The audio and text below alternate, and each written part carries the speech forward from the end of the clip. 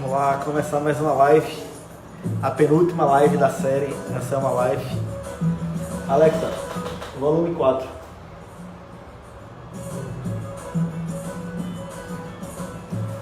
Vamos lá.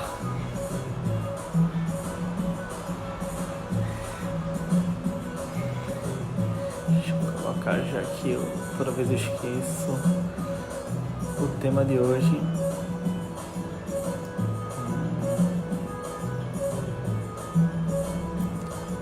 Fala, bandeira.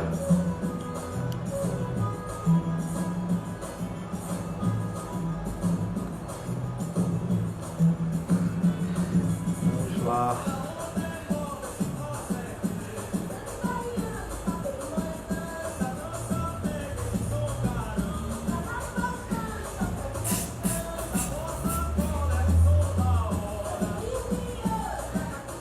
Esperando minha convidada. Fala, Erickson.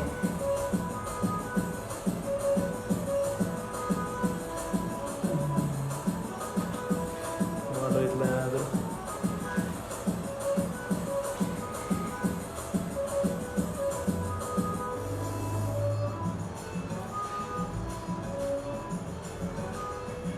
Olha a minha convidada. Chegou. Alexa, para aí, por favor. Vamos aí fazer a apresentação da minha grande convidada. Estou empolgadíssimo.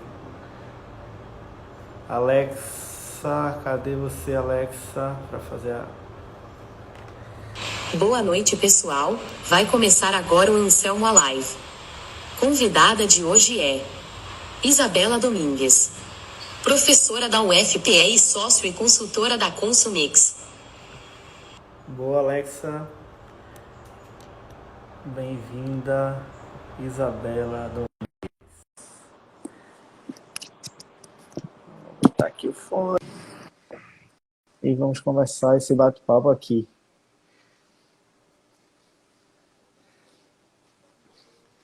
Tá entrando. Olá, boa noite. Olá, boa noite! Tudo bom? Que honra!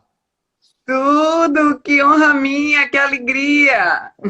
É a melhor professora que eu não tive aula na minha vida. E eu acho uma das melhores professoras. Oh, meu Deus do céu! Eu não sei se fico feliz ou se fique triste com esse enunciado.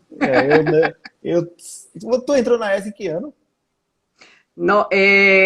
2006. Foi no ano Segundo semestre de 2006. Você tinha acabado de se formar, não é isso? Acabei de formar, me formei no final do ano 2006. Bem-vinda, Isabela Domingues, professora, consultora, a maior sapiência de comportamento do consumo que tem no Brasil. Eu estou ansiosíssimo aqui para fazer 300 perguntas para você, para a gente ter uma conversa bacana. Obrigado aí por ter aceito o convite. Anselmo, eu que agradeço, e é muito bom ter amigos, né? Pessoas generosas que olham para a gente com esse carinho, não é? E falam coisas sempre tão bacanas da gente, eu que agradeço. Eu sou fã.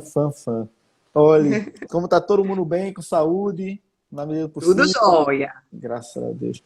As aulas pararam, foram interrompidas ou não? As aulas da UFPE estão interrompidas para a graduação. A pós-graduação começou agora com atividades eletivas, disciplinas eletivas, porque a UFPE entende que 1/3 dos estudantes tem uma certa dificuldade de acesso pleno às tecnologias digitais, né, por conta da questão da inserção social, das cotas, e por uma questão de equidade, né, entende-se que é importante que todos tenham acesso igualmente. Mas nesse ano eu estou locada da UFPE na UFRJ, eu não sei se você está sabendo, eu estou fazendo pós-doutorado no Centro de Estudos em Consumo da Escola de Negócios da UFRJ, o COPEAD, em Administração de Empresas. Então eu estou em Recife fisicamente, na minha casa, no Rio... porque estamos operando online, né? As aulas lá na UFRJ estão acontecendo online, e o grupo de pesquisa também rodando online. Minha nova pesquisa, que é sobre consumo e pandemia, também rodando online, e vida que segue, vamos em frente. Rapaz, você é sempre na vanguarda aí, sempre estudando, sempre trazendo conhecimento. Eu acho que poucos que eu conheço têm essa expertise aí, essa disciplina, né? Porque além de lecionar, você também é consultor, então você ajuda empresas, marcas, né? Que isso é muito Perfeito. importante, né? Você fazer esse mix, porque às vezes se dedica só apenas à docência, né? À universidade e não tem a experiência do dia a dia, do mão na massa, né? De pôr em prática aquilo tudo que vem da É, teoria, né? Eu acho que esse mix, assim, poucas pessoas conseguem fazer de forma tão sublime como você.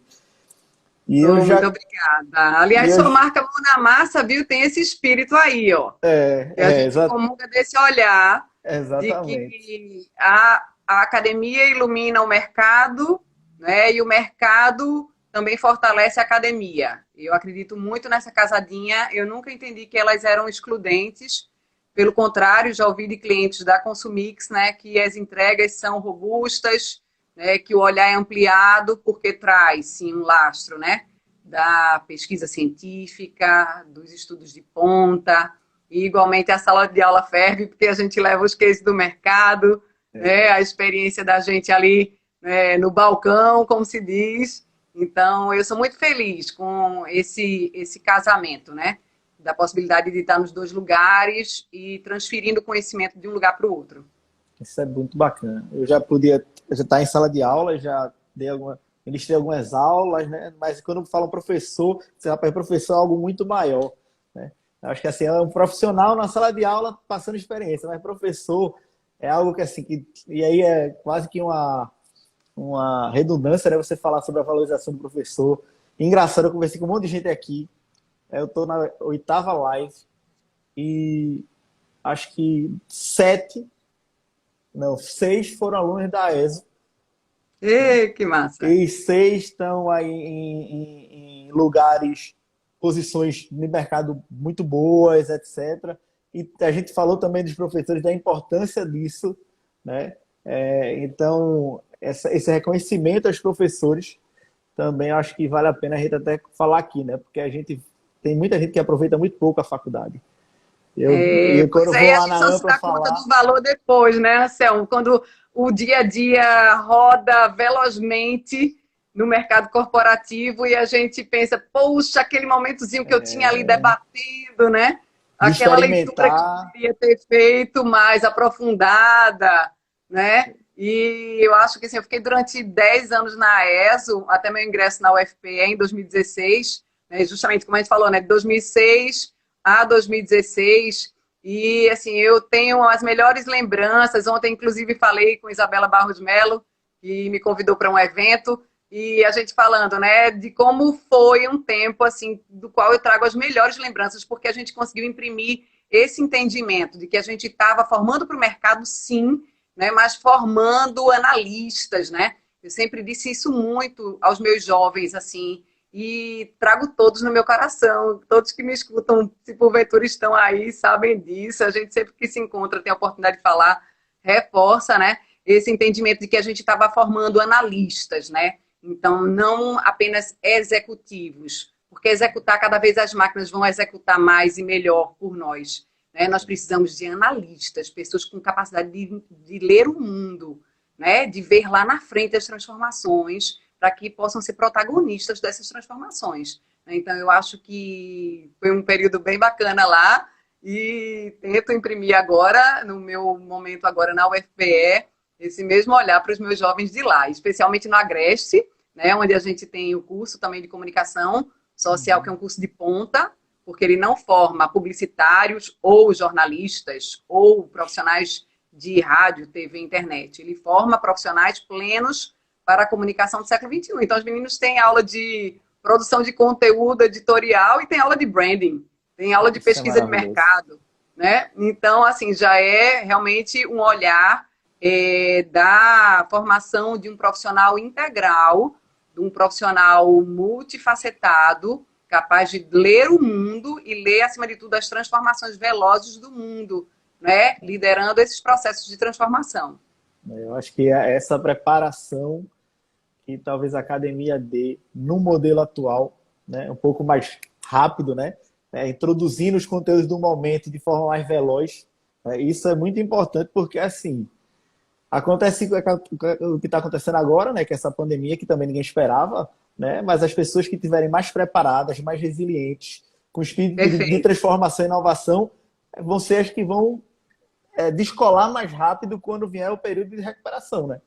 Sempre, né? Sempre. Eu acho que a gente precisa entender no momento atual que a gente está e estará sempre em estado beta, né? Que é um aprendizado que a gente traz do mundo das Uhum, tecnologias digitais. Né? O estado exatamente. beta é esse estado de constante aprimoramento, né? Então, como as startups que pensam nos seus MVPs, né? Nos seus É, mínimos produtos viáveis, então tá com condições de botar na rua já para rodar, a gente vai testar rodando, né? E todos nós vamos cada vez mais nos formar, nos preparar rodando, né? E é, nos preparando continuadamente, não vai ter mais parada.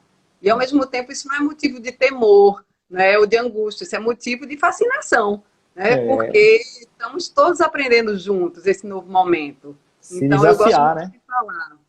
Oi? Se desafiar, né? Isso é um motivo para se desafiar.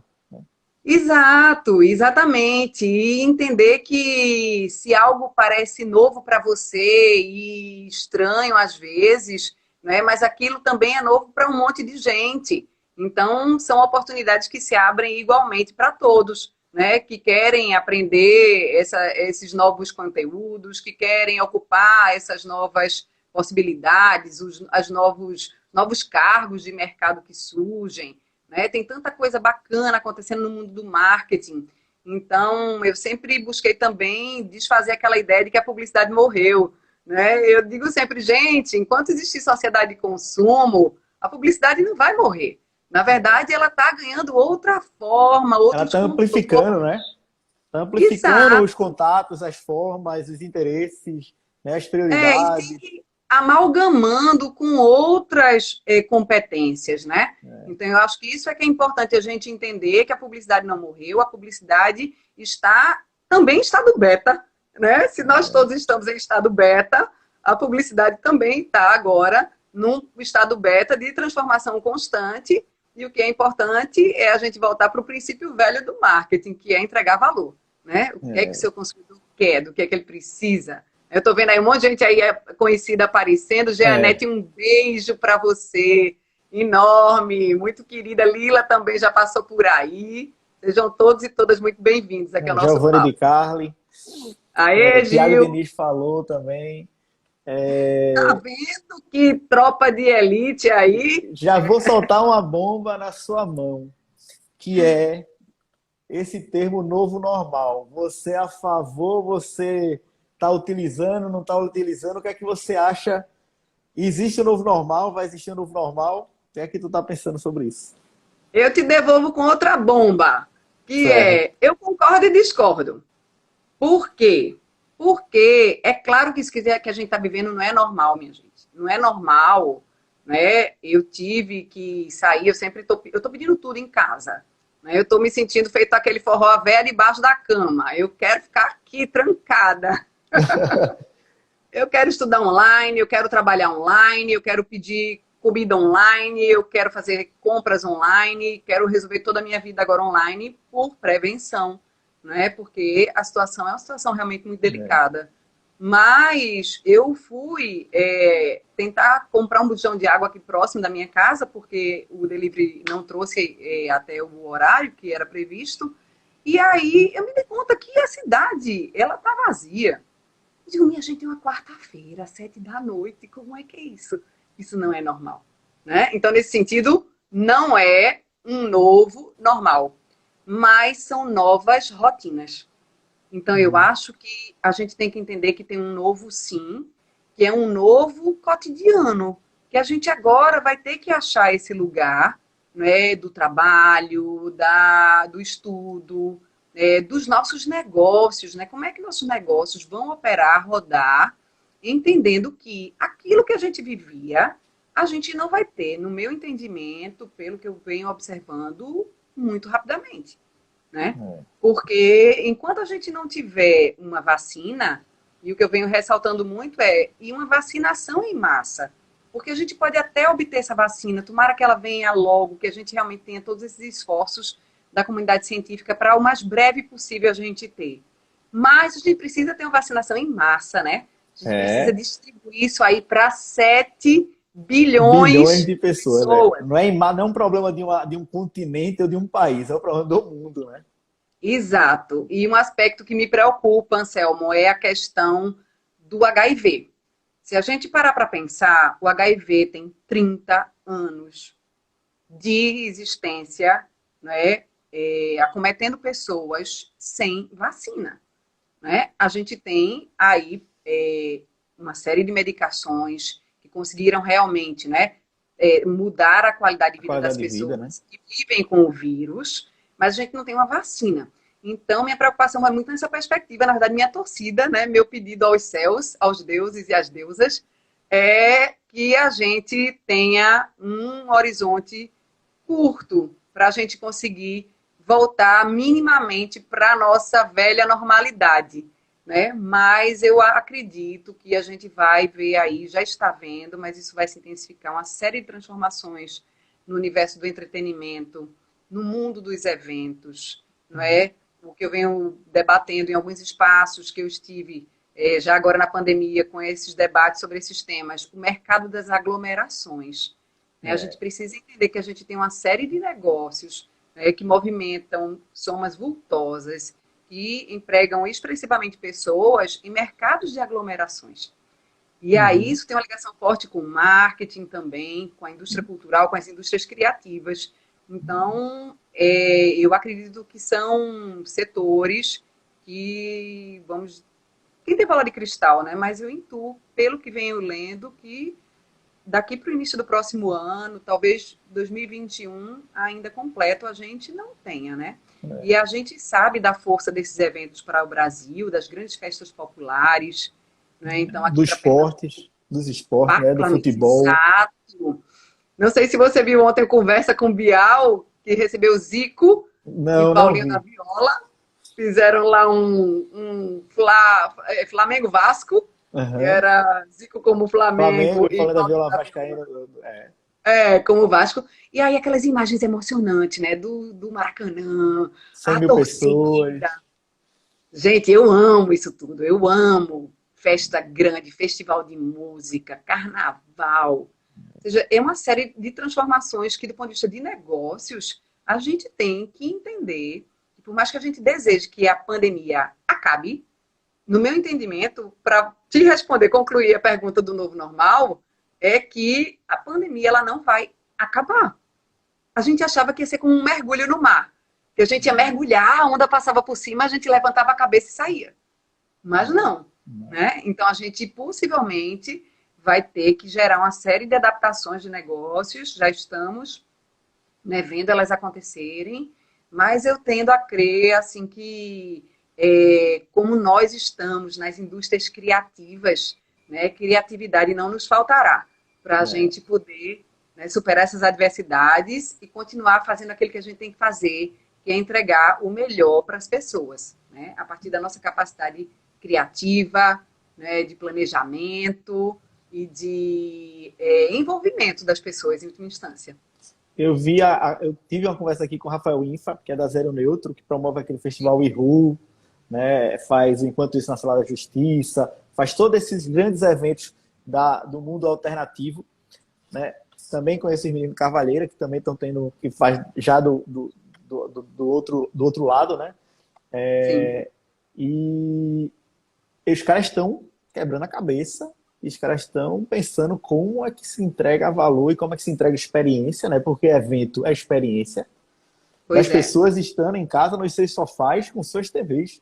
Né? Como é que se monetiza isso? O drive na Europa já? Eu vi, até falei, IFA até falou que tem duas formas de fazer, inclusive. Tem a forma que você bota uma onda de rádio no local e todo mundo sintoniza nos seus próprios rádios, que aí você tem autoridade sobre o volume da música. Né? Que massa! Ou que os PAs estão lá na frente do palco e o som vai sendo para todo mundo. Né? O carro do fundo vai escutar menos, o carro da frente vai escutar mais. Assim, vão ser novas experiências, mas não tem o público, não tem aglomeração, não vai ter... todo mundo que é impactado, do catador de latinha, que faz dali uma renda né, durante o evento, ao segurança, ao holder da banda, ao músico, né, todo mundo está sendo impactado de uma forma que nunca se imaginou na vida. Isso é um grande problema e aí eu acho que o entretenimento, quando a gente pensa em show, é um lado, mas imagine palestras. Os grandes palestrantes do Brasil, que lotam aí 3.000, 4.000 pessoas dentro de um teatro, né? Quando é que a gente vai poder voltar ao teatro?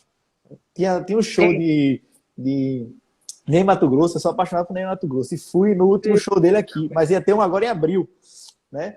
Tipo, assim, não dá até um show de Ney Matogrosso, é um show sentado, as pessoas, é uma coisa mais tranquila, não tem como, é impossível. É impossível, mas, né? Diz. Como eu sou sagitariana, eu gosto de pensar de uma maneira otimista. Porque, por exemplo, me chamou a atenção a primeira live que o Alceu Valença fez. Isso já tem aí mais de um mês e meio. Porque recentemente ele já fez num formato com apoiador, com a marca apoiadora em exposição. A primeira foi ali no sofá ali e tal. Você viu? Vi. Mas você viu quantas pessoas tinha aquilo ali? Eu fiz o cálculo no dia, Anselmo, agora me escapa. Mas era alguma coisa como da ordem de 50 teatros Guararapes. Né? Se alguém estiver assistindo da gente aí fora de Recife, Teatro Guararapes é um teatro bem grandão que a gente tem, né? Com capacidade, acho que para 2.000 pessoas, sei lá quanto é, né? Que nessa casa de 2.000 pessoas. Eu acho que é um pouquinho mais, eu acho que é umas 3.000 pessoas com um balcão. Mas ele botou 100.000 na live. Isso foi uma coisa que eu falei aqui na conversa com o IFA, que é assim, para mim, anunciante, que tem as marcas para botar no evento, é muito melhor uma live do que um show. Porque na live, minha marca está estampada ali por muito tempo, tem o meu produto à disposição, pode-se haver uma interação, porque você nunca viu um show de um artista parar para ele abrir uma cerveja e dizer, cerveja tal. Ou chegar um petisco do Seara, ou chegar uma mochilinha do F. Isso não existe no show, né? Agora, nas lives, isso entrou dentro do contexto, né? Então, para uma marca, com a audiência de 3 milhões de pessoas, 1,5 milhão, 500 mil, 200 mil, é sensacional, porque não existe show para 200 mil pessoas, né? Não existe show para 200 mil pessoas. E atenção completa ali, né? Porque se a gente está falando da economia da atenção, o grande problema é esse, é a dispersão, né? São muitos estímulos, o que a gente discute teoricamente até como uma sociedade excitada, que é essa sociedade de múltiplos estímulos visuais, né, auditivos, que é a experiência de um show, né? A gente está muito disperso, é o amigo que passa, é o abraço que vem, e a gente está com saudade do abraço. Eu acho que, em última instância, a gente não está com saudade dos artistas. A gente está com saudade dos abraços, né? Chegar no lugar, encontrar as pessoas, abrir os braços, né? Sentir ali a presença daquelas pessoas que a gente gosta. Porque, concordo com você, do ponto de vista de negócio, é uma série de oportunidades. E com a atenção muito mais focada, Anselmo, como você está dizendo. Então, do ponto de vista de branding, esta marca ela está em visibilidade full time, não é? Então, eu acho que são muitos desafios, mas é quebrar a cuca para pensar as oportunidades. E volto para aquele ponto, entrega de valor, né? Que é como você disse, vai chegar a mochilinha, vai chegar aquilo que vai fazer sentido com aquela experiência. E se a gente está buscando sempre experiências novas, né, enquanto consumidores, a gente agora vai ter mais do que nunca a oportunidade de vivenciar muitas experiências novas. Olha, teve uma ação da gente. Nesse contexto. A gente participou de uma live agora com um cliente da gente, Tinta Ziquini, de Bel, e do São João. E ele fez a cenografia, aquelas casinhas de São João de Quermesse. E todas foram pintadas com tintas da Ikine, e todas tinham lá, né, dentro da live, a gente fez uma interação, que a gente dizia as cores das casas, para que se as pessoas gostassem. Isso é uma coisa que seria impossível em qualquer outro contexto que não fosse esse. Né? Falando ali para 500 mil pessoas, é um valor que você gera mais para a marca, que eu acho que isso veio para ficar. Eu acho que o show físico, o contato, a experiência, né? Que a experiência no show, quando a gente tem Lollapalooza, quando a gente tem Rock in Rio, quando a gente tem Enquanto Isso a Justiça, enquanto a gente tem o que acontece ali em Aldeia, que é alternativo. É o Coquetel Molotov? Não, o Coquetel Molotov, que é no Caxangá, que também tem experiência. É Zona Rural. Macuca. Tem o Macuca. Mas o Macuca eu acho que nem muitas marcas entram, né? Porque é bem já é mais distante. Mas o som da rural, é som da rural que tem em aldeia, que eles fazem no carnaval, eu não lembro. É o Gaiamun Treloso. Gaiamun Treloso que é lá. Também tem experiência de marca, né? Perfeito. Todos dentro do contexto. Eu acho que essa entrega também das lives vai ser uma coisa que não podem deixar passar, né? Uma marca poder promover o show de Sandy Júnior, como o Casas Bahia fez, para milhões de pessoas que não tiveram a oportunidade de ver eles e pagar o ingresso, tá lá. Isso não tem assim. Isso é uma coisa, né, que eu acho que tem que continuar, né? Gaiamun Treloso Rural. Exatamente. Gaiamun Treloso Rural, massa. E uma coisa que eu acho que está sendo muito bacana, porque, veja, é isso, a gente tem que lançar as luzes para o que está acontecendo de positivo, né? Se a gente ficar com a energia voltada para o que a gente perdeu, ou que está perdendo, ou que deixou de ser, a gente está, na verdade, colocando a energia no lugar errado. Então, o quanto as lives democratizaram o acesso aos shows. Eu estava conversando com minha funcionária, né, e ela falando que nos últimos fins de semana tem visto lives dos artistas de que gosta, né, várias estrelas do mainstream aí nacional, do sertanejo, de vários estilos, né, do samba e tudo mais. Veja que aspecto positivo, né? E as marcas que estão se agregando a esses projetos estão certamente tendo um grande retorno positivo, né, de imagem de marca, de reputação, nessa perspectiva justamente de você ser esse agente que favorece essa inclusão. Né? Isso é uma inclusão cultural, gente. Eu acredito que nós somos muito privilegiados porque dispomos de condições de pagar ingresso para muitos dos shows de que gostamos, né? Mas muitas pessoas a gente tem que ter em mente que elas dependem, às vezes, do momento do carnaval, do momento do São João, dos palcos públicos, para poderem acessar os artistas de que gostam. E levam a maior parte do ano alijadas desses momentos. E agora, é uma profusão de lives para todos os gostos, todos os estilos, né? Então, eu acho que as lives têm esse aspecto de democratização do acesso cultural, que é muito positivo. Né? E acho que temos que perceber o timing das coisas também. Porque, como a gente não sabe, né, o rumo exato, né, desse planejamento desse ano, que não tem planejamento, né, a gente tem que aproveitar o timing das coisas. Então, a atenção da gente está totalmente focada para as telas agora.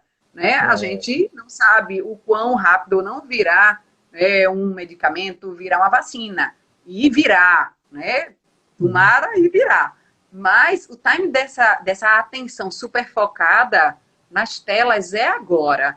Né? Porque eu também acho, Anselmo, que no momento que a gente puder ir para a rua com segurança, né, ou minimamente tranquilo, de que temos uma condição mais razoável de permanência nos espaços públicos, eu acredito que depois de quase 4 meses em casa, pelo menos aqueles que estão realmente home office, estudando, trabalhando em casa, vai ser muito bom poder ir para a rua também. Isso a coisa que tu falou, a gente recebe muito reporte, muita informação, né? Aumentou o consumo de TV em média 1h30 a mais das pessoas, né? O consumo de internet, tudo isso, eu acho que assim, é do momento, né? É do momento, porque a tendência da audiência da TV crescer não era o convencional agora, o convencional era diminuir. Não era um driver de consumo, né? Uma continuidade ou até uma tendência, né? Na verdade, é uma circunstância, né? Exato. Era algo de assim, de se você dividir TV e digital, né? Eu acho que se faz muitos combos, né? Principalmente nas estratégias hoje das agências, das marcas, de estar nos dois, porque não é um ou outro. Exato. Né? Como é que faz para potencializar? Né? Potencializar. Claro. Acho que tem todo esse contexto do consumo de mídia hoje, que também a gente não pode tratar como uma verdade. Ele é um fato, mas ele não quer dizer que ele vai ser contínuo. Né? E já vou perguntar a você sobre marca, que a gente falou de marca. Você, como estudiosa do assunto, você acha que as marcas que estão atuando durante aqui o Covid, a quarentena, o que elas estão trazendo de valor para elas, as positivas, e o que está causando de ruído para as negativas, isso vai se perpetuar ou são pequenas ondas? Você acha que as marcas que estão bem, positivas, etc., elas vão colher isso mais na frente, também como venda como preferência ou é só sobre reputação? Veja, eu acho que a pandemia vai ficar nas nossas vidas meio como o 11 de setembro, né? É aquela história assim, onde você estava? Os aviões bateram na torre. Você lembra onde você estava? Onde você estava? Eu estava no Colégio Marista chupando o Dudu, vendo na televisão da sorveteria do colégio o negócio, assim, eu achava que era algum filme ou alguma coisa, eu não entendi o que era aquilo que estava acontecendo. Pois é, eu lembro, eu estava, e veja, foi o meu dia de retorno a Ítalo Bianchi, quando eu era diretora de criação, da minha licença maternidade. Imagina, você levou 4 meses com seu bebê, você está retornando hoje para a agência, para retomar a pauta, né, para retomar os jobs. E com várias emoções ali acumuladas já, né? Eu me lembro como se fosse hoje. O pior é que me disseram assim, bateu um avião no World Trade Center. Aí eu pensei assim, no Recife Trade Center, é ali em Boa Viagem? Não, no World Trade Center. Eu acho que a gente vai se lembrar para sempre dessa vivência, não é? Alguns com marcas muito profundas e muito dolorosas pela perda dos entes queridos. Né? Tenho amigos próximos que perderam, familiares, pais, mães e etc. Né? Com acometimento mais de temos perdido alguém para entender que 45 mil vidas até hoje no Brasil, né? Já passamos essa marca. Então, eu acho que a gente vai lembrar, sim, das marcas que se posicionaram positivamente e também as marcas que desprezaram, né, as vidas humanas. Né? Então, eu estou, inclusive, escrevendo um artigo científico sobre isso, sobre essa pandemia de erros e acertos, né, tentando observar exatamente os comportamentos que foram oportunos, porque eu acho que quando a gente trabalha branding, um ponto muito importante é a gente entender a diferença entre oportunidade e oportunismo. Né? Oportunidade é aquilo que a gente tem à nossa frente para que a gente possa se posicionar de uma maneira assertiva, de uma maneira solidária, quando for o caso, ou divertida, quando for o caso. Oportunidade é uma janela que se abre para que nós possamos ali, de maneira efetiva, gerar valor para as pessoas com as quais a gente quer se relacionar. E outra coisa é oportunismo. É você ver uma situação e você pegar uma carona ali em algo que não está na verdade da sua marca, não está no seu propósito de marca, não está no seu histórico de marca, né? Caronei.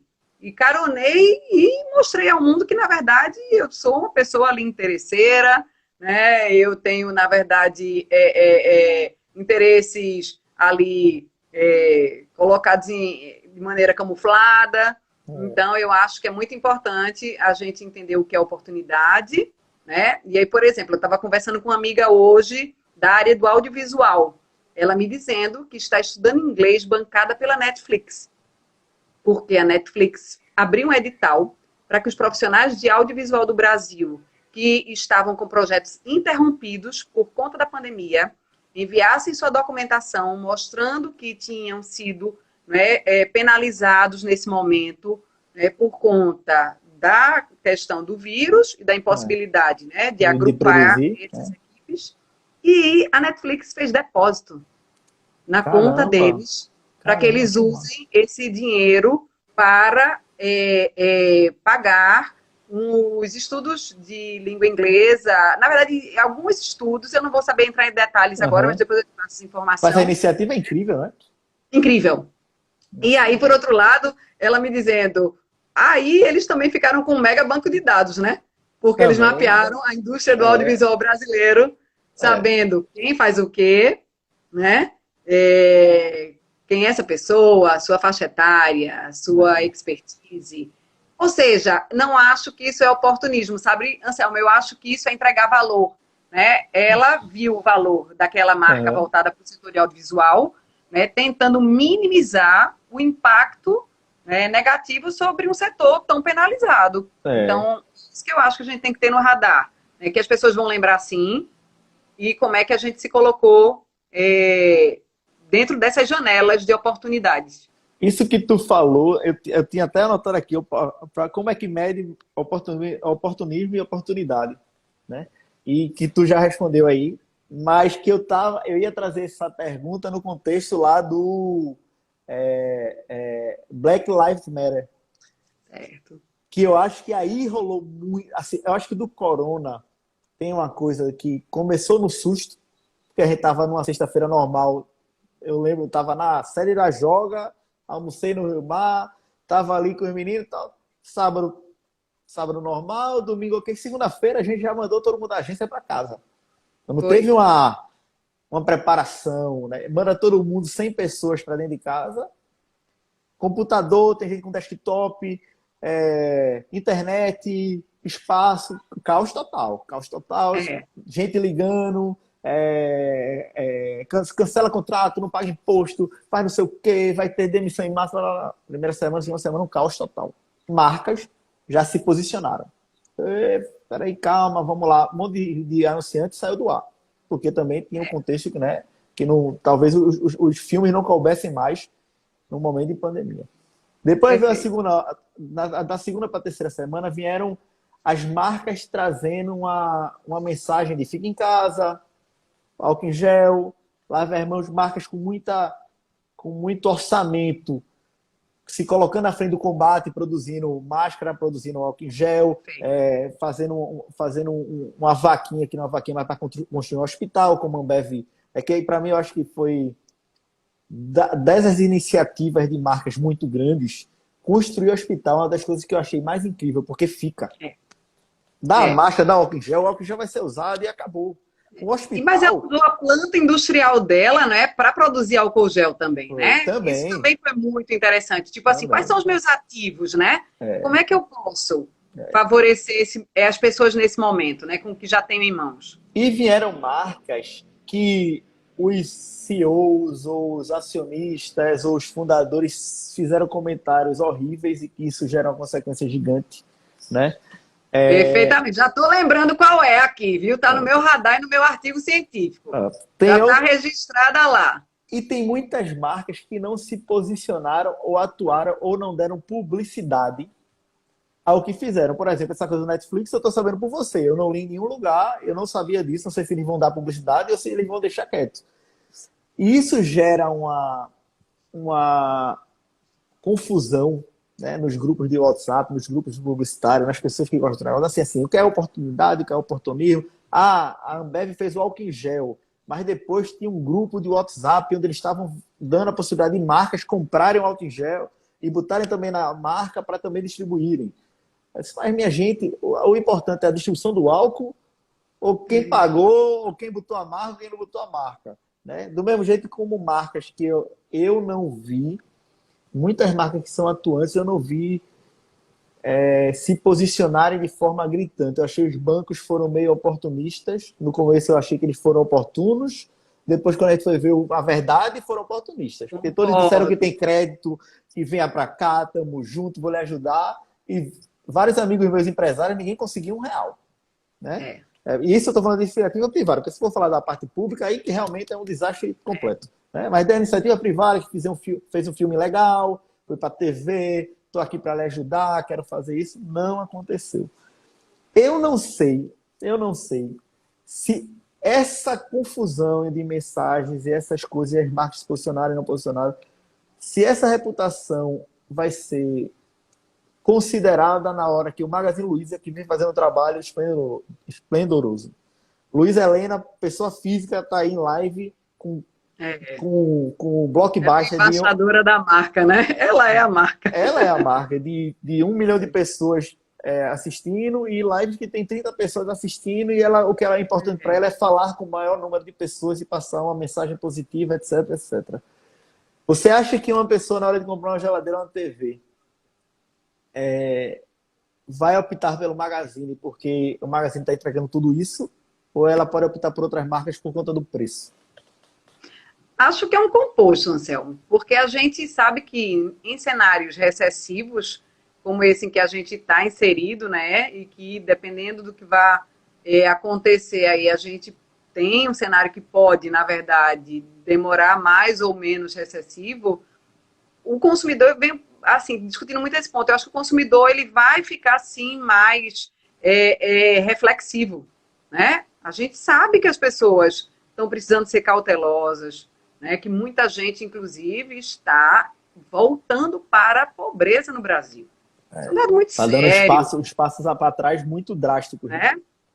46 milhões, não sei se você tem esse dado, 46 milhões foi o número de pessoas que precisaram ser cadastradas às pressas no Brasil para receberem o auxílio emergencial. 46 milhões, porque elas não existiam para o governo nem para as instituições financeiras, né? Então, a gente tem, claro, que um cenário aí que exige uma cautela maior, né, no uso dos nossos recursos financeiros, mas continuo achando que todo o trabalho que nós, publicitários, profissionais de marketing, de branding, fazemos, é um trabalho extremamente relevante, porque a gente pode estar na luta pelo preço agora, numa contingência, mas ninguém vai ficar na contingência muito tempo, até porque senão não seria contingência, né? Então, as marcas vão sim colher os frutos das suas ações positivas, igualmente das suas ações negativas, porque a gente tem os momentos de crise, os momentos de contingência, mas as marcas estão aí para, né, durar, para permanecer, né? E acredito que sim, a força das ações e a força dessa reputação tende a diferenciar as marcas no curto, no médio e no longo prazo. Você toca num ponto que para mim é muito importante, que a gente trabalha muito fortemente na Consumix, que é a questão do tripé do branding, imagem, discurso e ação. Esse é um ponto que para nós é central em todos os trabalhos de consultoria, porque o que a gente percebe hoje, né, com a sociedade em rede, com esse consumidor mais engajado nas mídias sociais, né, dando super visibilidade a tudo que acontece no seu dia a dia, nas suas relações de consumo. E as marcas que não têm um tripé muito coerente, elas vão levar a lapada. Elas vão sofrer problemas, né? Porque é isso que você estava dizendo agora há pouco, por isso que eu me lembrei e fiz questão de ressaltar, né, essa questão da imagem, do discurso e da ação. Porque os bancos, né, se colocaram, de certa maneira, como parceiros das pessoas, mas eu sou parceiro, mas só vou te dar um prazinho um pouquinho maior, ou vou minimizar um pouquinho a tua cobrança, né? Poxa, será que isso é ser parceiro mesmo, né? Num momento tão trágico, assim, de uma dimensão global, do impacto, assim, sobre as vidas humanas, tão avassalador em âmbito mundial, né? Então, é isso que eu digo, imagem, discurso e ação. Não prometa o que você não pode entregar. Era melhor ficar caladinho, né? A estar vindo pousar de bonzinho para depois, efetivamente, nas suas práticas, não entregar, né, aquilo que está professando. Então, precisa falar e precisa fazer, porque senão vai ter problema. No dos bancos, eu fazia uma leitura muito grande de contingência de danos. Eles sabem que as empresas não vão ter dinheiro para pagar, então elas já estão se colocando ali para dizer, olha, eu vou salvar a sua vida, venha para cá, porque sabe que vão levar, assim, calote no sentido de que as empresas não têm receita, como é que elas vão pagar aos bancos, os empréstimos, etc. Né? E isso é uma coisa que me chamou a atenção, porque eu achei muito bacana os filmes, os discursos, né? A gente tem várias empresas, eu conheço um bando de gente que tem empresa, e não vi ninguém ter uma vida facilitada e nem ninguém dizer assim, putz, realmente salvou a minha... teve lá a coisa fazendo um adendo, né? Eles tiveram a coisa de você financiar a folha com a contrapartida que você não demitisse nenhum funcionário. Se você, porventura, demitisse algum funcionário, né, você tinha que quitar imediatamente o empréstimo. Isso foi bom, né? Porque você fez uma coisa que um governo poderia fazer numa relação privada, né? Na relação do banco. Você está falando, eu estou me lembrando, por exemplo, da questão da Uber, que estava fornecendo o transporte para os profissionais de saúde, né? Para que eles pudessem se deslocar para ir para os seus trabalhos, e também postos de gasolina, não vou arriscar dizer a marca agora que eu posso ser errada, da que eu estou me recordando aqui, mas postos de gasolina também liberando combustível para os profissionais de saúde se deslocarem para os seus locais de trabalho para atender, né, os pacientes nesse momento de pandemia. Então, o que eu acho que a reflexão importante que as empresas devem fazer, é entender como eu posso ser um agente né, positivo de transformação. Então, assim, dentro da minha expertise, dentro do meu core business, né, como é que eu posso, de alguma forma, claro, ali dentro das minhas possibilidades, isso aí está posto para empresas de qualquer porte, né? Como é que eu posso, dentro das minhas possibilidades, ser um agente de transformação? E aí eu estava vendo aí no chat, não sei se eu posso comentar, Anselmo, mas deve. estava se falando a questão do marketing social, né? Eu acho que as empresas têm como, sim, ver oportunidades de serem agentes de transformação. Então, essa questão das empresas e das marcas como agentes de transformação já está em pauta há muito tempo, mas ganhou ainda mais força na última década, né, dentro dessa perspectiva do marketing de causa, do marketing 3.0. Então, eu acho que é a oportunidade agora das marcas saírem da retórica para a prática, né, para a ação, e buscarem entender dentro ali das suas expertises como é que elas podem trazer alguma contribuição. E acredito que muitas marcas, você falou sobre a questão da Netflix, e eu fiquei aqui pensando, né? Realmente eu também não tinha ouvido falar. Fora minha amiga, eu não tinha ouvido falar. Mas aqui fiquei pensando, mas veja como foi mais forte eu saber pela minha amiga do que talvez por uma comunicação oficial da marca. Né? Porque a gente vem falando sobre isso, né? As pessoas como eu dão a força da credibilidade da comunicação hoje. Né? A Consumix fez uma doação, né, juntamente ao hub do Porto Digital, envolvendo Softex, Manguezal, né, o César, uma série de players, fez uma pequena doação também para a questão da compra dos aventais para os profissionais de saúde, mas a gente não publicizou, né?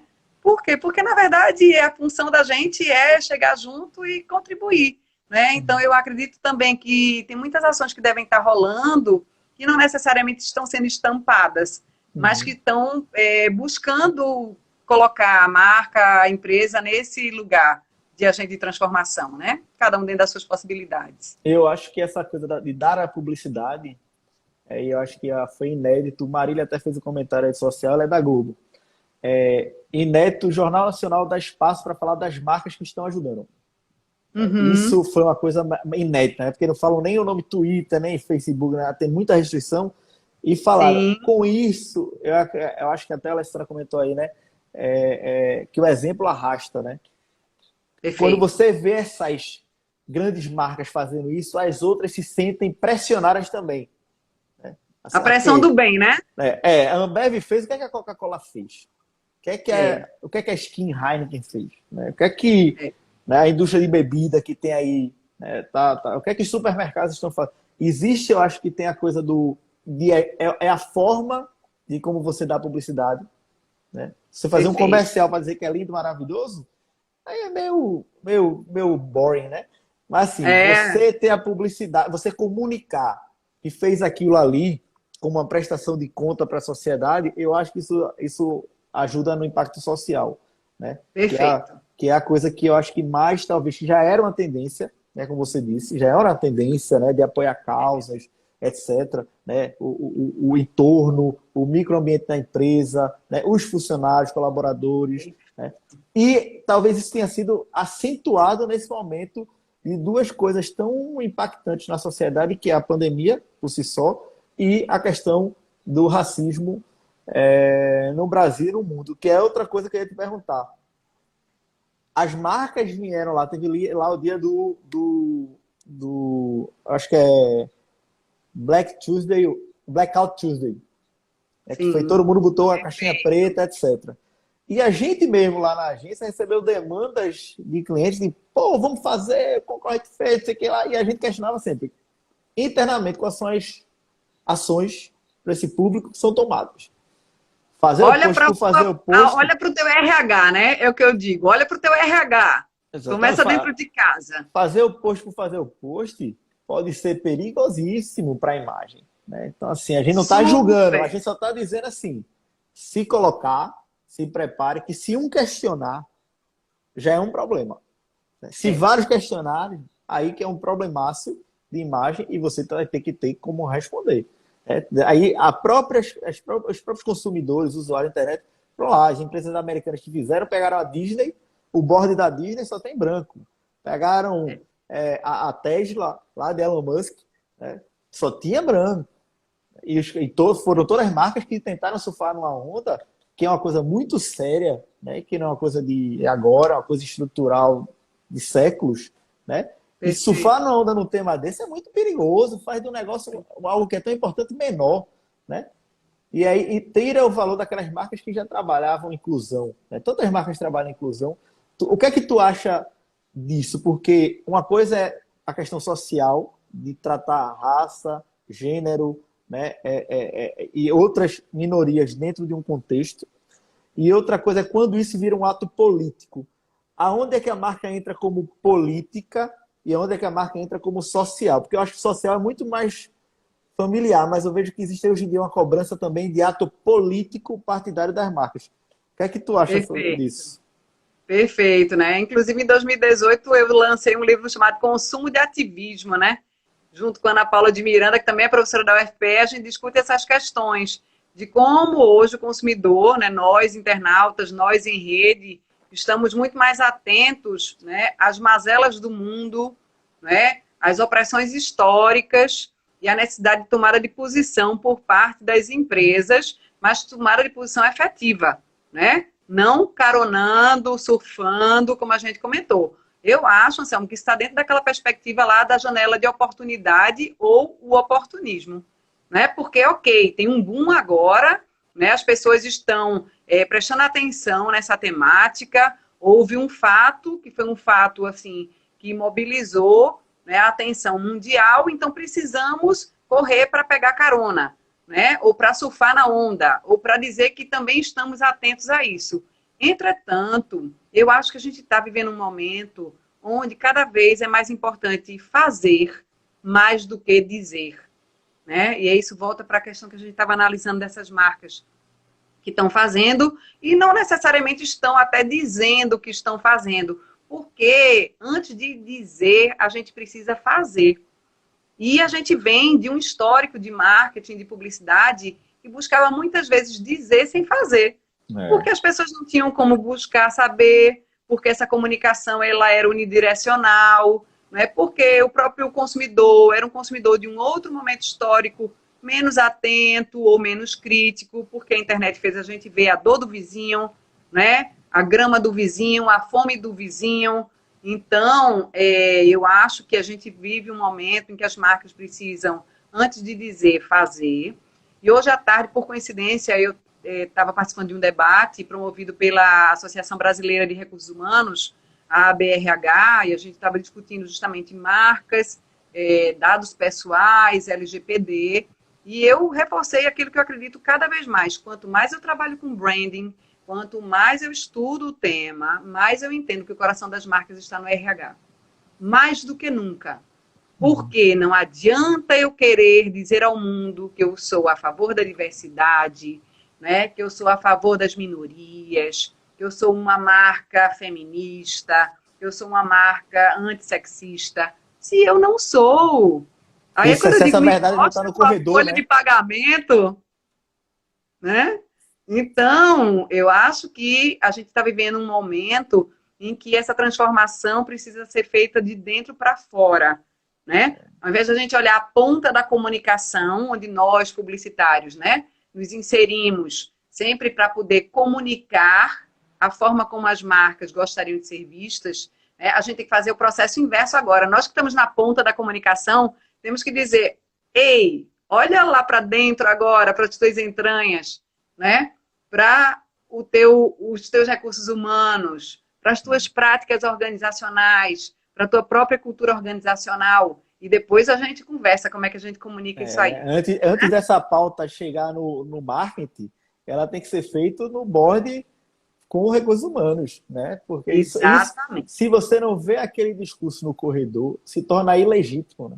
Eu acho que legitimidade, né, para as empresas, principalmente as grandes empresas que não tem mais o founder, que são acionistas, que são dirigidas por um CEO, que é um contratado, que por mais que tenha ali relação com a empresa, mas é um cara remunerado, que a relação emocional dele ali não é de um fundador, de quem criou a marca, Perfeito. que traz seus valores pessoais para a empresa, né?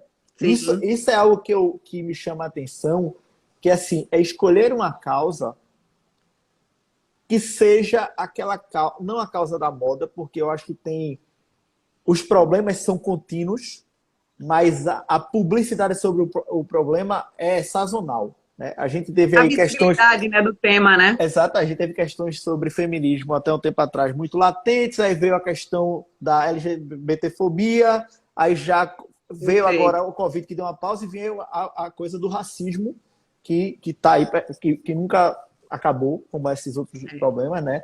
E assim, eu acho que as marcas tentam, falam, mas é importante mostrar o que fica disso, qual é o residual. Qual a transformação que a Boticário, por exemplo, que puxou a pauta das relações homoafetivas, né, e dos diferentes, né, porque você só via casal branco beijando branco e ele pôs lá um casal preto com uma pessoa branca, né? E aí você vai introduzindo a naturalidade e trazendo as convenções, refazendo as convenções sociais, né? Porque a gente foi criado com convenções muito rígidas e muito pragmáticas, né? Eu acho que essa um outro exposição... momento histórico, né? Que eu acho que é importante a gente não perder o pulso do tempo presente, né? Isso que é uma outra coisa, assim. Tu acha que essa legitimidade e essa linchação de marcas que tentam se transformar agora e que as pessoas pegam coisas de 3 anos atrás para bater, isso faz parte do jogo? As pessoas deviam ponderar mais isso, né? O que é que tu pensa sobre isso? Eu acho que a gente tem um case recente, relativamente recente, que é muito emblemático, que foi a Skol, né? Porque a Skol, ela tem um histórico dentro do segmento de cervejaria, que por si só já é um segmento, tem um histórico de comunicação muito machista, né? Colocando a mulher muito como um objeto ali de desejo, juntamente com a bebida e tal. E a Skol, ela foi muito impactada por essa ideia desse consumidor mais engajado, né, desse consumidor de ativismo, que chegou na frente do painel, ali na parada de ônibus, né, pegou uma fita isolante e corrigiu a frase. Né? Eu acho que quem não conhece esse fato... Do carnaval, não foi? Exatamente. Era uma campanha para o carnaval que dizia, deixe o não em casa. Era esse o apelo da redação publicitária, a mensagem da campanha, e 2 moças pegaram fita isolante e completaram com a fita isolante na parada de ônibus, deixe o não em casa e traga o nunca, né? Então, eu inclusive comentei isso em aulas minhas da graduação, dizendo, gente, o diretor de criação hoje é o consumidor, olha que o redator mostrou a frase estava incompleta, e quem corrigiu foi o consumidor é o diretor de criação, né? Então, naquele momento, o diretor de marketing, ele foi demitido, né? Ele caiu porque o fato ganhou uma repercussão tão grande nas redes que a marca teve que se posicionar, pedir desculpa e tomar, de fato, uma medida, né? Aquilo que a gente fala, discurso e ação. A ação foi tirar o diretor de marketing, né, que tinha permitido que aquela campanha tivesse ido para a rua, e colocar uma diretora mulher, agora com a missão de transformar, não somente o posicionamento da marca do ponto de vista de comunicação, na pontinha, né, do diálogo com o consumidor, mas nas entranhas da própria empresa, da própria organização. Ou seja, trocar aquele diretor por colocar já uma diretora, né, e pautar que agora a gente precisava repensar, né, a nossa própria ação dentro da empresa, foi um momento bem importante, eu acho bem emblemático. Eu acho que esse case é um case bem emblemático para a gente pensar que, a partir dali, a marca buscou também ressignificar a sua própria comunicação. Então, a marca trouxe artistas visuais, mulheres, para fazer novas leituras das campanhas anteriores, entendendo que aquelas campanhas não condiziam mais com a forma como a marca pensa o mundo na atualidade. Olha, ou seja... Deixa eu só lhe interromper, que falta 30 segundos para cair e a gente recomeça, certo? Eu vou derrubar para salvar e a gente recomeça, porque com 1 hora cancela, tá? Vamos voltar. Certo, fiquem aí. Mas se quiserem encerrando aí, vamos... Não, fiquem aí, o papo tá massa. Vamos lá, voltar com Isabela Domingues, professora e consultora. O tempo de uma horinha parou, tivemos problemas técnicos aqui para retomar. Vamos ver. Fala, Fê. O papo tá muito bom. Acho que passaria aqui 8 horas conversando com Bela, porque é muito... Deixa eu botar ela aqui já. Vamos retomar a conversa que tá maravilhosa.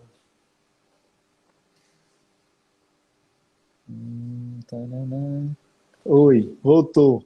Demorou porque minha internet desculpa, bugou. eu achei que eu tinha me enrolado. Não, mas foi minha internet que bugou aqui. Eu botei até no 4G. Eu não sei nem o que foi que deu. Tá. Vai porque, olha, eu passaria aqui 2 semanas conversando com você direto. A gente ia quebrar a internet. Muito obrigada, digo mesmo, mas vamos marcar mais rodadas então. Não, mas vamos continuar ainda um pouquinho. Você pode continuar mais um pouco? Posso, mais uns 15 minutinhos. Pronto. Até conclui a escola. Você estava falando de escola. Pronto. Eu acho que a escola é um emblema, sabe? Desse entendimento de que a gente tem que entender as marcas dentro do seu tempo histórico. Se elas adotaram um posicionamento machista, racista, sexista, qualquer que seja, que hoje, né, está posto em xeque, que nós entendemos que não faz sentido, né, que não são atitudes mais aceitas, né, socialmente, mas elas foram vivenciadas num outro momento. Eu acho que cabe à marca abrir esse diálogo com o público, sabe? E, acima de tudo, fazer aquilo que a gente já conversou, meter a mão nas entranhas, né? Tem que trabalhar cultura organizacional, tem que trabalhar de dentro para fora, né? Quanto mais eu trabalho com branding, mais eu valorizo o RH, porque é de dentro para fora. Não adianta dizer que é inclusiva, não é que apoia as mulheres, que é feminista. Eu acho que, por exemplo, o Magazine Luiza, que a gente já mencionou, é uma marca muito coerente nesse sentido, né? Todo mundo sabe o quão a Luiza, ela trabalha dentro da empresa, a questão de práticas que dão protagonismo às mulheres, né? Que buscam ofertar melhores condições para as mulheres. Então, é isso, assim, tem um recado que eu tenho para dar, né, para os gestores, para as marcas, em relação, né, ao feeling, né, do que é o mundo hoje e do que são as pessoas e os consumidores hoje, façam mais do que falem. E depois que vocês fizerem, se a tarefa de casa estiver bem feita, aí você pode até dizer ao mundo, mas com muito cuidado também para não soar aquela que faz para poder dizer. Faça na autenticidade, faça porque você entende que aquilo é relevante, né, que aquilo tem a ver com a sua visão de mundo. Está lá na base de qualquer empresa, missão, visão, valores. É só voltar lá.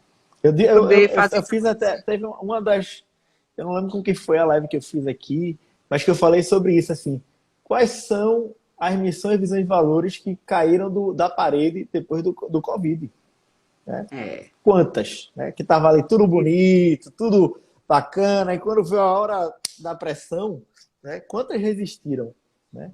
Pois é. Resistiram. Isso é uma coisa interessante.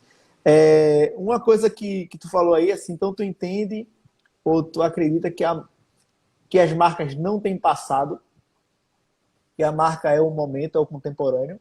Tipo, uma marca como Skol, que teve esse passado machista, sexista, etc., a partir do momento que ela toma a decisão de tomar uma atitude diferente, esse passado pode ser esquecido?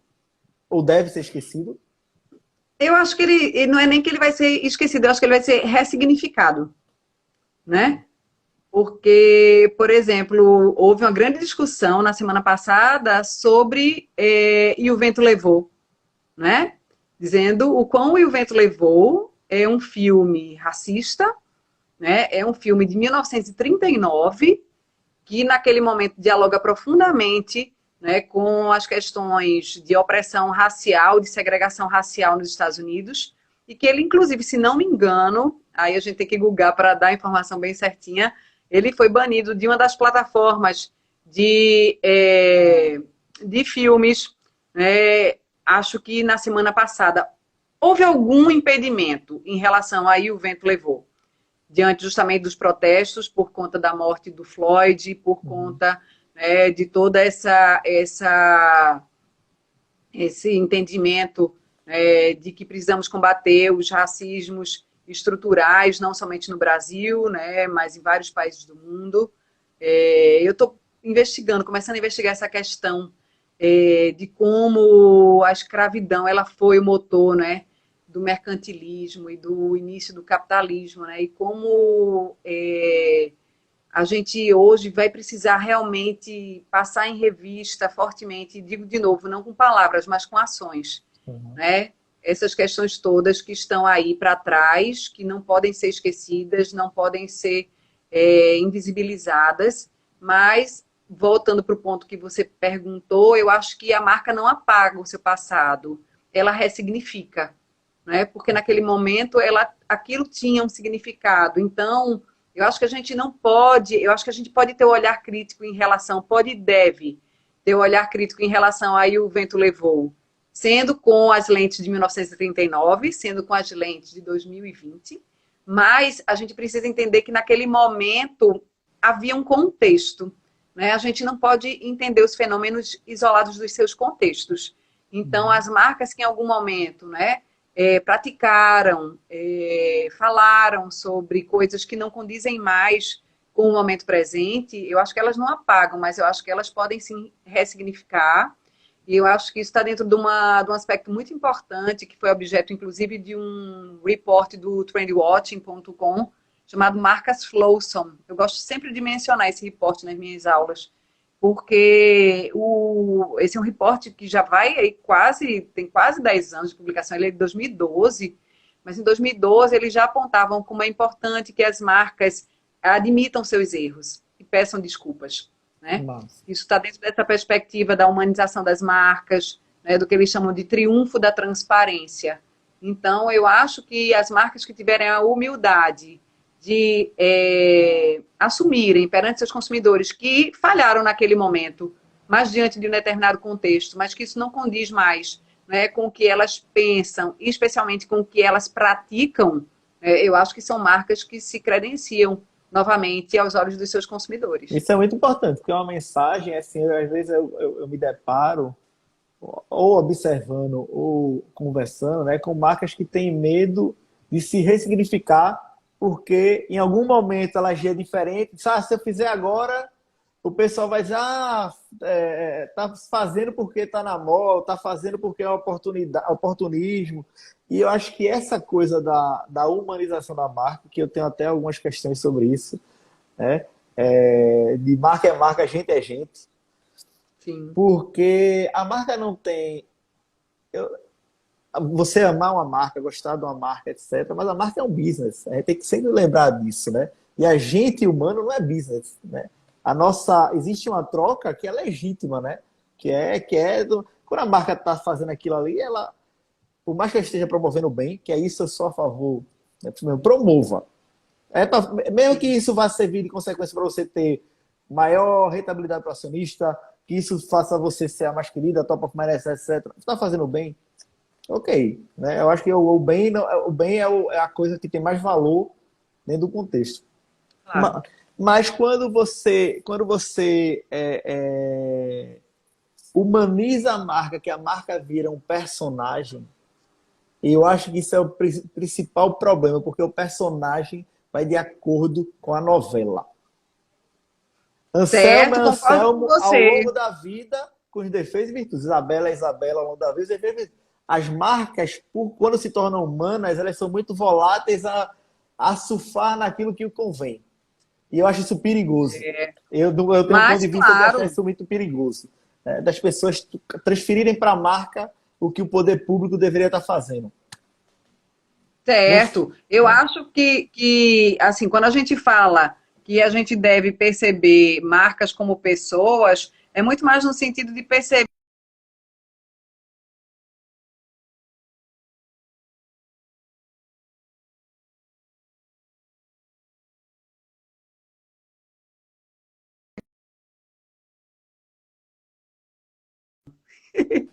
Eita, parou. Tu falou de perceber.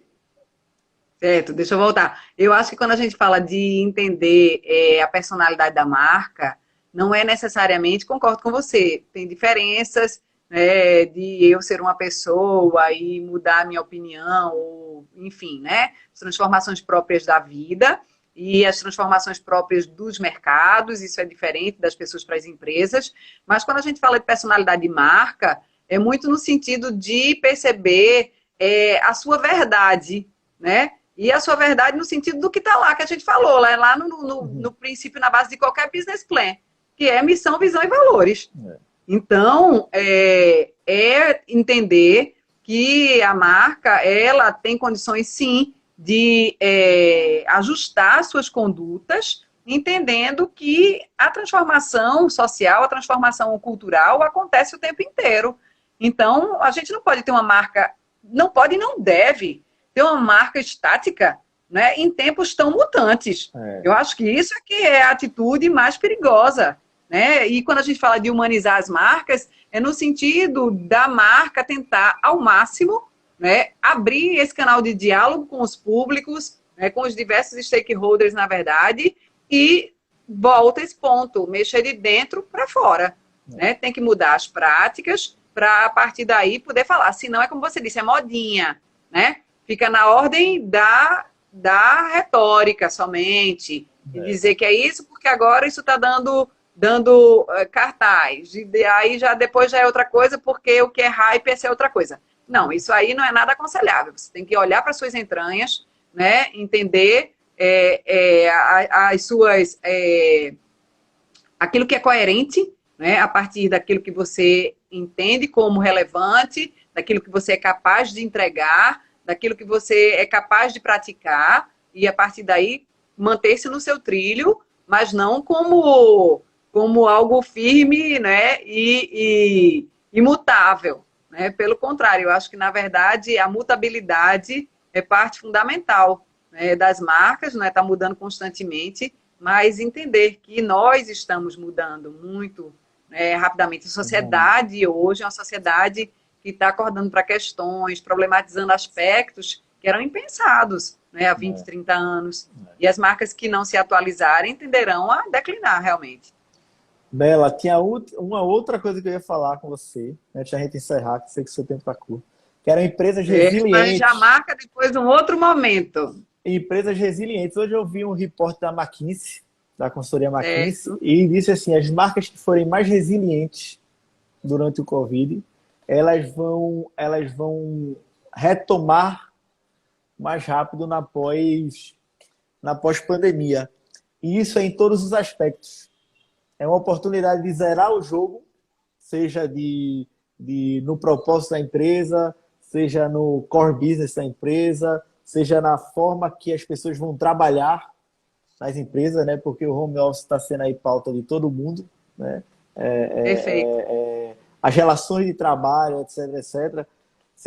Você acha que essa resiliência das marcas são necessárias, são importantes, o quão ela vai ser significativa em todos os aspectos, né? Você falou do RH, né? O quanto os RH estão tendo trabalho em tratar a redução de jornada com redução de salário, demissão, cultura, como vai ser depois retomada, né? Passar segurança para as empresas. O que é que tu pensa sobre isso? Perfeito. Eu acho que isso tem tudo a ver com o que a gente estava falando, Anselmo, agora há pouco, que é justamente entender que tem até, acho que é um dito, eu não sei se é japonês, agora não vou saber a nacionalidade, mas vocês já devem ter ouvido falar, que fala que, assim, que o bambu, né, ele é extremamente inteligente e ele não se quebra porque ele se curva, né? Então ele sente, né, o vento, ele sente a ventania, mas justamente por não se manter rígido, por não se manter ali, né, incapaz de se moldar, ele consegue continuar firme. Então, eu acho que talvez essa seja a grande metáfora do tempo presente. Na verdade, de todos os tempos, mas que vem mais à tona num momento como esse, tão desafiador. Né? Que as marcas que forem resilientes, as empresas que forem resilientes no sentido de poderem sentir o impacto, né? Mas se ajustarem, né? Usarem dessa transparência ao máximo que nós falamos, né, com os seus públicos estratégicos. Eu vi aqui Camila, que entrou agora há pouco, a gente tem conversado tanto, né, Camila, sobre esses pontos. Camila é cliente da Consumix, a gente tem discutido muito esses aspectos. Então, as marcas e veja, tudo está dentro, está correlacionado.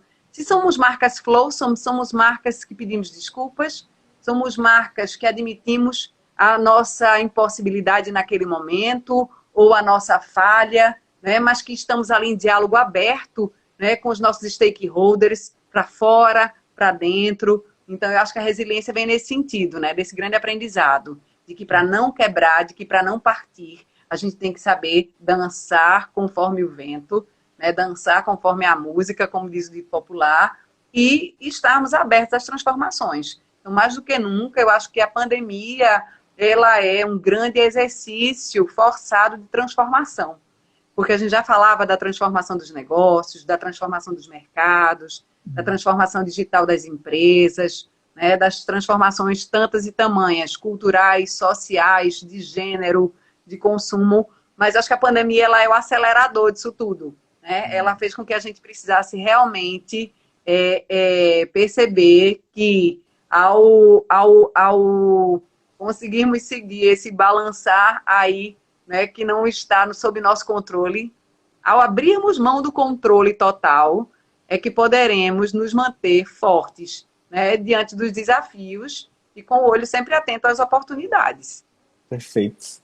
Para encerrar, tem 3 perguntinhas para a Bela, né, para a pessoa Bela, né?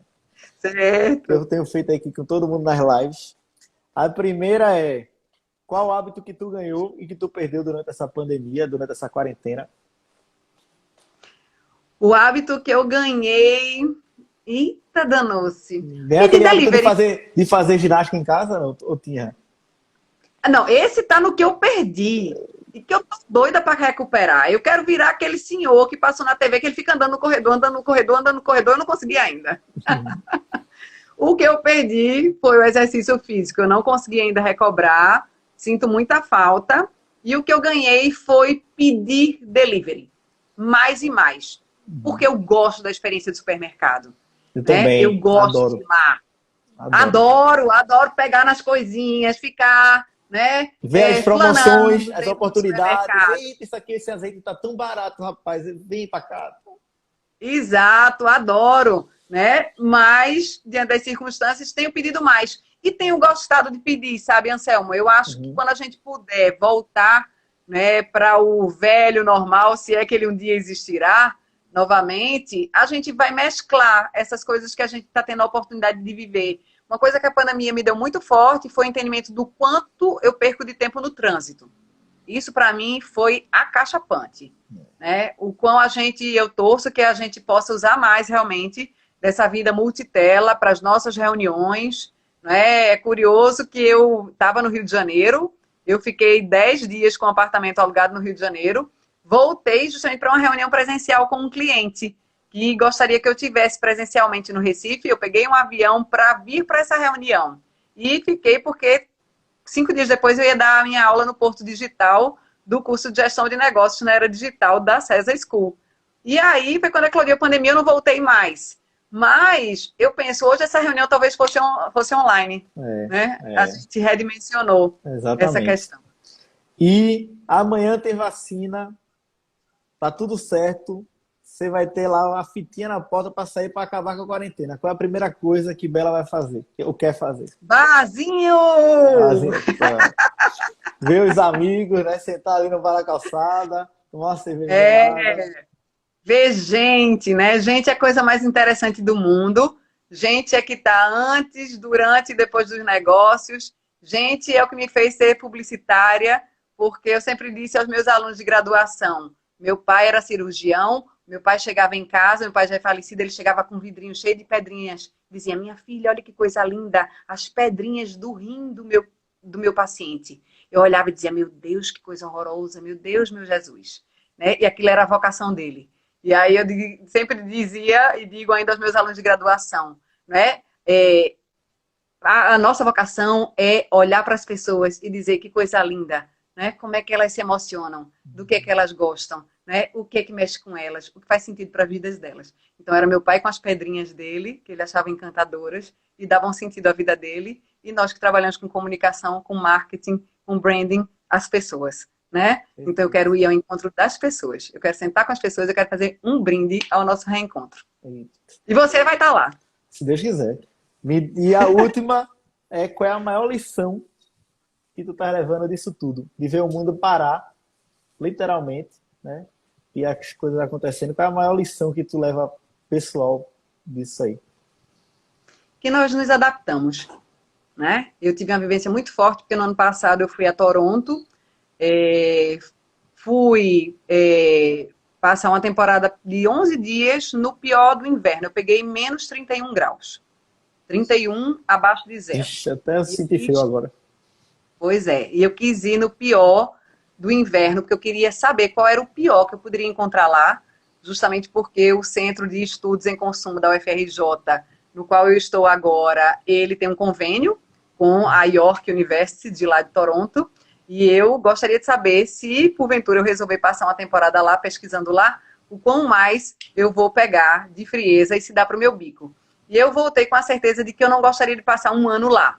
Talvez 6 meses, preferencialmente verão, porque eu pensei, eu ficar, minha gente, 6 meses com essa neve, com menos 31, que é capota disso, capota daquilo, que você corre para dentro do carro, que você corre para dentro do metrô, que você corre não sei o quê, os ambientes são climatizados, mas tem esse translado. Tira casaco, volta casaco.